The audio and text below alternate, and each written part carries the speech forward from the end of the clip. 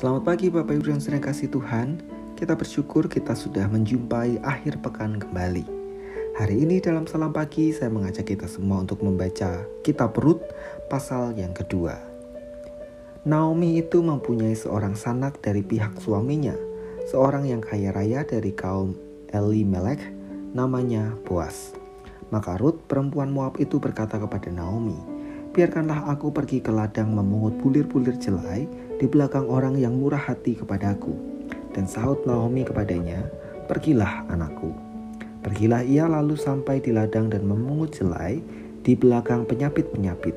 Kebetulan ia berada di tanah milik Boas yang berasal dari kaum Elimelek. Lalu datanglah Boas dari Bethlehem. Ia berkata kepada penyapit-penyapit itu, "Tuhan kiranya menyertai kamu." Jawab mereka kepadanya, "Tuhan kiranya memberkati Tuan." Lalu kata Boas kepada bujangnya yang mengawasi penyapit-penyapit itu, "Dari manakah perempuan ini?" Bujang yang mengawasi penyapit-penyapit itu menjawab, "Dia adalah seorang perempuan Moab.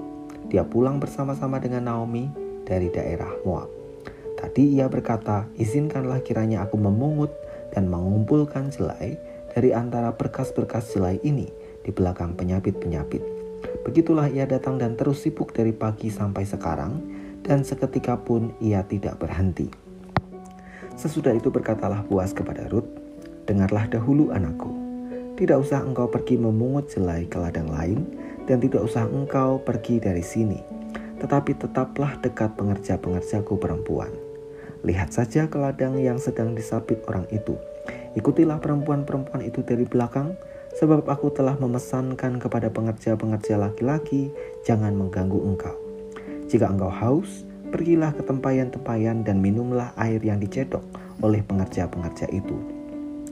Lalu sujudlah Rut menyembah dengan mukanya sampai ke tanah dan berkata kepadanya, "Mengapakah aku mendapat belas kasihan daripadamu sehingga Tuhan memerhatikan aku, padahal aku ini seorang asing?" Jawab Boas, "Telah dikabarkan orang kepadaku dengan lengkap segala sesuatu yang engkau lakukan kepada mertuamu sesudah suamimu mati, dan bagaimana engkau meninggalkan ibu bapamu dan tanah kelahiranmu, serta pergi kepada suatu bangsa yang dahulu tidak engkau kenal. Tuhan kiranya membalas perbuatanmu itu, dan kepadamu kiranya dikaruniakan upahmu sepenuhnya oleh Tuhan Allah Israel, yang di bawah sayapnya engkau datang berlindung." Kemudian berkatalah Rut, "Memang aku mendapat belas kasihan daripadamu ya Tuanku, sebab Tuhan telah menghiburkan aku dan telah menenangkan hati hambamu ini, walaupun aku tidak sama seperti salah seorang hamba-hambamu perempuan." Ketika sudah waktunya makan, berkatalah Boas kepadanya, "Datanglah kemari, makanlah roti ini dan celupkanlah suapmu ke dalam cuka ini." Lalu duduklah ia di sisi penyapit-penyapit itu, dan Boas mengunjukkan bertih gandum kepadanya. Makanlah Rut sampai kenyang, bahkan ada sisanya. Setelah ia bangun dan memungut pula, maka Boas memerintahkan kepada pengerja-pengerjanya, "Dari antara berkas-berkas itu pun ia boleh memungutnya, janganlah ia diganggu. Bahkan haruslah kamu dengan sengaja menarik sedikit-sedikit dari onggokan jelai itu untuk dia, dan meninggalkannya, supaya dipungutnya janganlah berlaku kasar terhadap dia." Maka ia memungut di ladang sampai petang, lalu ia mengirik dan dipungutnya itu, dan ada kira-kira seeva jelai banyaknya. Diangkatnya lah itu, lalu masuklah ia ke kota. Ketika mertuanya melihat apa yang dipungutnya itu, dan ketika dikeluarkannya dan diberikannya kepada mertuanya sisa yang ada setelah kenyang itu, maka berkatalah mertua kepadanya, "Di mana engkau memungut dan di mana engkau bekerja hari ini? Diberkatilah kiranya orang yang telah memerhatikan engkau itu." Lalu diceritakannya lah kepada mertuanya itu pada siapa ia bekerja, katanya, "Nama orang pada siapa aku bekerja hari ini adalah Boas." Sesudah itu berkatalah Naomi kepada menantunya, "Diberkatilah kiranya orang itu oleh Tuhan, yang rela mengaruniakan kasih setianya kepada orang-orang yang hidup dan yang mati." Lagi kata Naomi kepadanya, "Orang itu kaum kerabat kita. Dialah salah seorang yang wajib menebus kita." Lalu kata Rut, perempuan Moab itu, "Lagi pula ia berkata kepadaku, tetaplah dekat pengerja-pengerjaku, sampai mereka menyelesaikan seluruh penyapitan ladangku." Lalu berkatalah Naomi kepada Rut, menantunya itu, Ya anakku, sebaiknya engkau keluar bersama-sama dengan pengerja-pengerja perempuan, supaya engkau jangan disusahi orang di ladang lain. Demikianlah Rut tetap dekat pada pengerja-pengerja perempuan Boas untuk memungut sampai musim menuai jelai dan musim menuai gandum telah berakhir. Dan selama itu ia tinggal pada mertuanya. Allah memelihara umatnya. Rut adalah menantu dari Naomi. Setelah suaminya mati, ia memutuskan untuk ikut dengan sang mertua. Ia memilih untuk meninggalkan orang tua kandungnya dan hidup bersama dengan sang mertua, meski kekurangan. Sikap baktinya kepada sang mertua ditunjukkan dengan kesetiaannya, dan ia juga rela untuk bekerja keras dengan cara memungut bulir gandum yang jatuh dari para pemanen demi keberlangsungan hidup mereka berdua.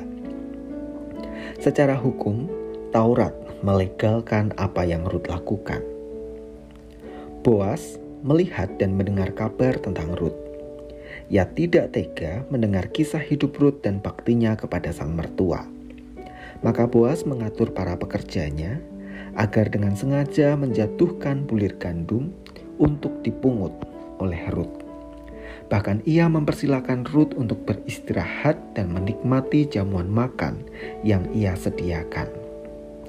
Maka Rut pun pada akhirnya bisa pulang dengan membawa bulir gandum yang cukup untuk hidupnya bersama sang mertua. Rut dan Naomi dipelihara Tuhan melalui Boas. Saudara-saudara yang kasih Tuhan, dalam perjalanan hidup kita sebagai umat Tuhan, seringkali kita mengalami pemeliharaan Tuhan yang luar biasa. Tuhan bisa memberkati kita melalui pekerjaan yang kita tekuni, tetapi Tuhan juga sanggup memberkati kita dengan cara yang tidak kita duga sekalipun. Seperti Rut dan Naomi yang dipelihara Tuhan melalui Boas. Pilihan Rut untuk berbakti kepada mertuanya dan imannya kepada Tuhan menjadi jaminan pemeliharaan Tuhan atas mereka. Maka mari, saudara-saudara yang kasih Tuhan, sekalipun kita mengalami pergumulan yang berat di tengah pilihan jalan hidup benar yang kita jalani, bahwa percayalah, Tuhan senantiasa memelihara umatnya.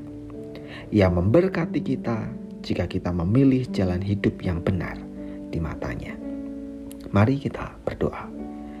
Kami mengucap syukur karena kami adalah umat Tuhan yang Tuhan jamin dalam pemeliharaan yang luar biasa. Kami mengucap syukur karena Tuhan menyertai dan memberkati kami melalui pekerjaan yang kami tekuni maupun dengan cara-cara Tuhan yang ajaib untuk memberkati kami.